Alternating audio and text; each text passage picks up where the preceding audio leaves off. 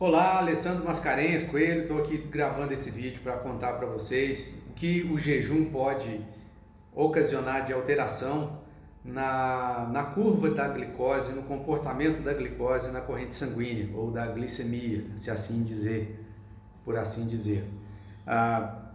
É muito comum a gente compreender, respeitar e entender que existe uma vertente que acredita no jejum intermitente como um mecanismo de corrigir as imperfeições ou as alterações do metabolismo, seja uma resistência à insulina, seja um aumento na síntese de gordura corporal, seja uma diminuição na resposta da insulina em transportar a glicose para o interior das células. Enfim, existe fundamentação, existe pessoas que têm a crença voltada para isso.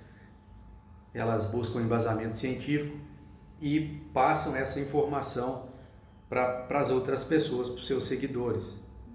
Tudo normal até aí. Mas como eu disse, são crenças, né?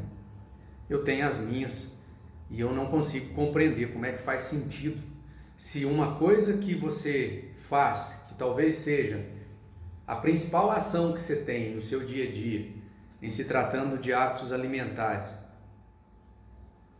de uma forma exacerbada, vai ser o antídoto daquilo que você tem. Ou seja, você tem intervalos irregulares de fazer as suas refeições, você experimenta episódios de jejum prolongado ao longo do dia, porque tem algo ali no seu corpo que está te impedindo que você coma.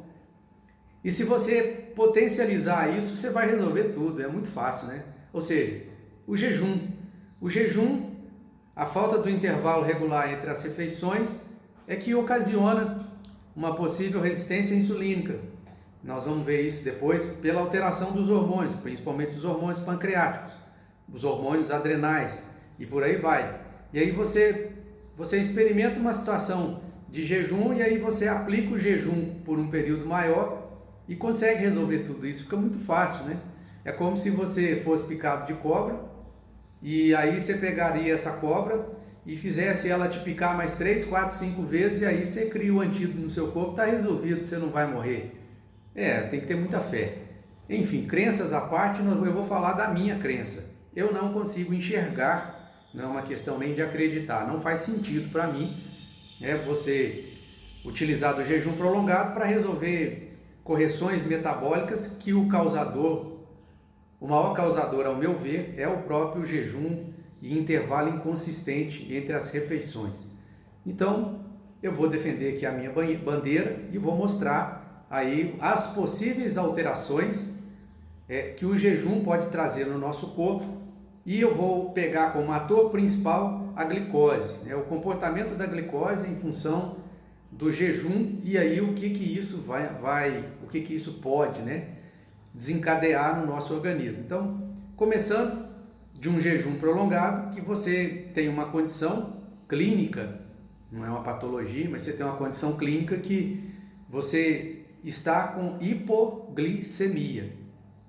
Pouco, glicemia, glicose no sangue. Então você tem uma pequena quantidade insignificativa ou insatisfatória de glicose na corrente sanguínea.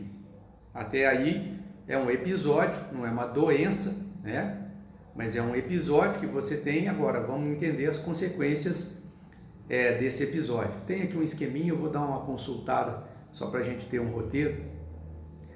Então, primeiramente no pâncreas, se você não tem glicose no sangue, significa que ou você não fez uma refeição recentemente, está com jejum prolongado, ou você errou na combinação dos alimentos. Você fez uma refeição que a combinação ela não está legal.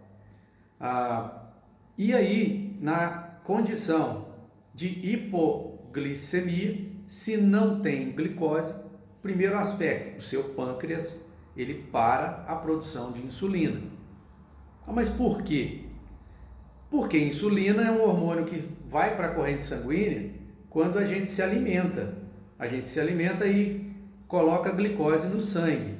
Aí o organismo então pega essa glicose do sangue, através da insulina, que é o hormônio sinalizador, para receptores na membrana da célula, captar essa glicose, levar ela para dentro da célula, virar alimento para o músculo, ou estoque ou reserva de energia, não só para o músculo, e controlar a glicemia, que é a quantidade de glicose no sangue, para ficar dentro dos valores ótimos, né? Se você está com pouca glicose no sangue, o que você vai fazer com a insulina? O que você vai fazer em levar a insulina para o seu sangue? Né? Se ela vai controlar o excesso de glicose. Você não tem glicose, você está com hipoglicemia, o que a insulina vai fazer lá? Não tem o que fazer. E aí, obviamente, o pâncreas, então, recebe a informação para parar a produção insulínica. Não tem estímulo para produzir insulina. O pâncreas produz outros hormônios.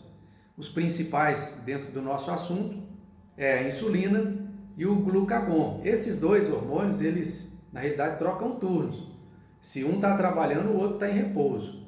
Quando um vai descansar, o outro entra. Você não vai encontrar, ao mesmo tempo, insulina e glucagon na corrente sanguínea. Por quê?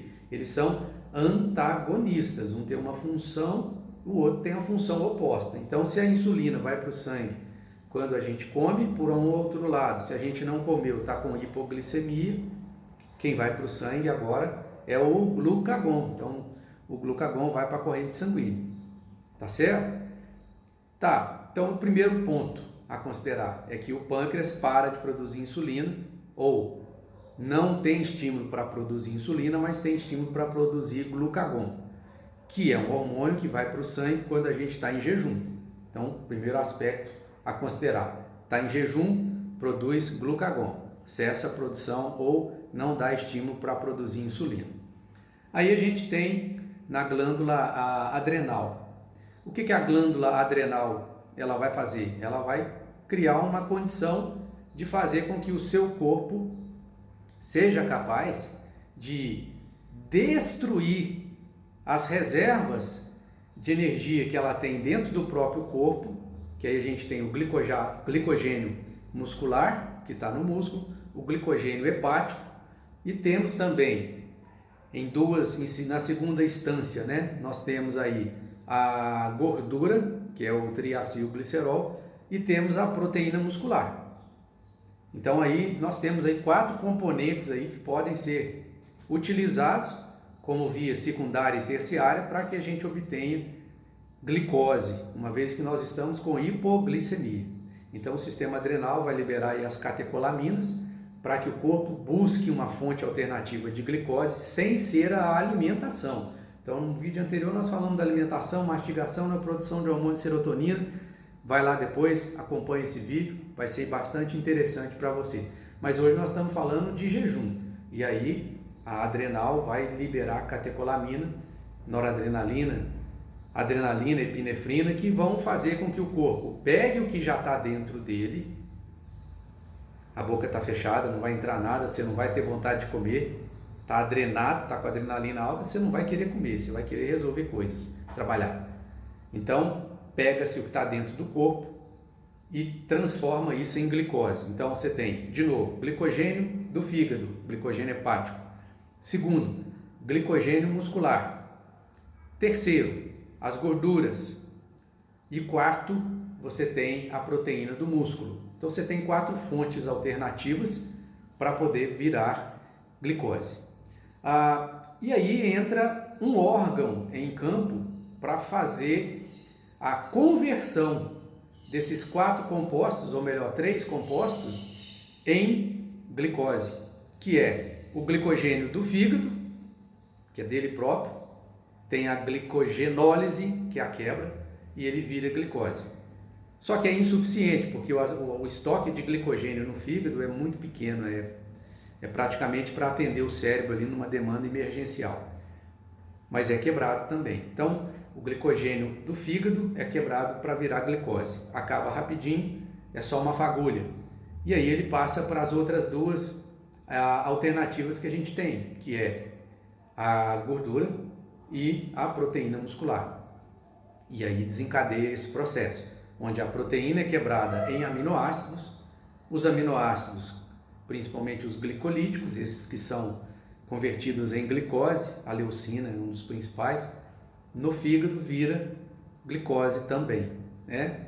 E o ácido graxo, ou melhor, as gorduras, onde a gente tem ali o glicerol, que é uma parte das gorduras, também no fígado virando glicose, ok? Mas o rim também é capaz de sintetizar e fabricar glicose a partir de compostos, né? O rim está recebendo aminoácidos da corrente sanguínea, né? Está recebendo essa estrutura, o sangue passa no rim para ser filtrado. Então o rim identifica esses compostos, como os aminoácidos, que podem ser convertidos em glicose, e ele sabe da demanda, porque você está com hipoglicemia, ele auxilia no processo do fígado de também fabricar glicose. Então são dois órgãos aí que trabalham para fazer com que a gente saia daquela condição de hipoglicemia. Por quê? Porque o cérebro normalmente só usa glicose para suas atividades cerebrais, e na falta de glicose você pode ter um comprometimento numa área que não deve ser afetada, e ele vai ter uma dificuldade absurda de usar gordura para o seu metabolismo. Imagina, o cérebro ele é formado 100% de lipídio. Imagina se o cérebro descobre que gordura pode ser, lipídio é gordura. Imagina se o seu cérebro descobre que gordura pode virar energia. Imagina o seu cérebro diminuindo de tamanho para ter energia porque você está sem comer. Pensa nisso. Então, obviamente, a gordura, ela para virar energia, ela tem que ser convertida. Uma das enzimas que transporta e participa desse processo de fazer com que gordura vire energia é a L-carnitina. A L-carnitina não entra no cérebro, graças a Deus. Ou seja, não tem possibilidade nenhuma de gordura do cérebro virar energia, graças a Deus. Mas é só para contextualizar. Então o cérebro precisa de glicose, ok? Mas além disso, lá no tecido adiposo, para que a gente use a gordura, precisa que haja uma disponibilidade do conteúdo dessa gordura, né? Então ele também vai sofrer alteração no estado de jejum. E por último, o músculo, que também numa condição dessa ele vai ter que doar ali os seus aminoácidos para a fabricação de glicose, ainda que seja para atividade intelectual. Não estamos falando de atividade física, né? Você está perdendo músculo para alimentar seu cérebro por uma questão de prioridade de sobrevivência. É isso que acontece. Ponderando agora, nós temos, numa situação de jejum, nós temos uma série de alterações de hormônios para que o nosso corpo consiga buscar dentro dele próprio matéria-prima necessária para ser transformada em glicose, para colocar essa glicose no sangue, para completar o que está faltando, para que a gente tenha as nossas atividades fisiológicas da melhor forma possível. E aí, o grande questionamento, né, não vejo o sentido de você que estava fazendo às vezes um intervalo de jejum de 5 horas e por isso que você ficou com hipoglicemia, aí agora você vai fazer um intervalo de jejum de 12 horas e essas 12 horas de jejum que você vai fazer, que 5 horas te levou para a hipoglicemia, desencadeou todas essas reações, se você dobrar isso e for para 12 horas, você vai resolver tudo, você vai controlar a produção adequada de insulina, você vai controlar a produção adequada de glucagon, você vai fazer sua insulina ficar mais eficiente. Enfim, é muito difícil de fazer sentido isso, pelo menos para as pessoas que estão nesse perfil, que tem uma inconstância nos seus lanches, nas suas refeições, no intervalo dos seus lanches, das suas refeições, que já experimenta situações de jejum prolongado, que já experimenta processos de catabolismo, de perda de massa muscular, que já experimentam processos de sobrecarga hepática, como por exemplo uma esteatose hepática, que mostra que você está deixando o metabolismo da gordura incompleto, está levando o resíduo de gordura para a corrente sanguínea, e aí o seu fígado está recebendo esse excesso para tentar metabolizar, mas não está dando conta, por isso que está acumulando no fígado, e aí se torna um problema chamado esteatose hepática. E é tudo isso que acontece quando você tem uma situação de jejum que me faz acreditar e não trazer para mim o sentido de que se você dobrar o tempo de que você vai permanecer em jejum, você vai conseguir resolver tudo isso. Então, eu respeito as pessoas que pensam o contrário, mas aqui trago uma opinião minha que eu não consigo ver fazer sentido para mim as pessoas usarem do jejum intermitente.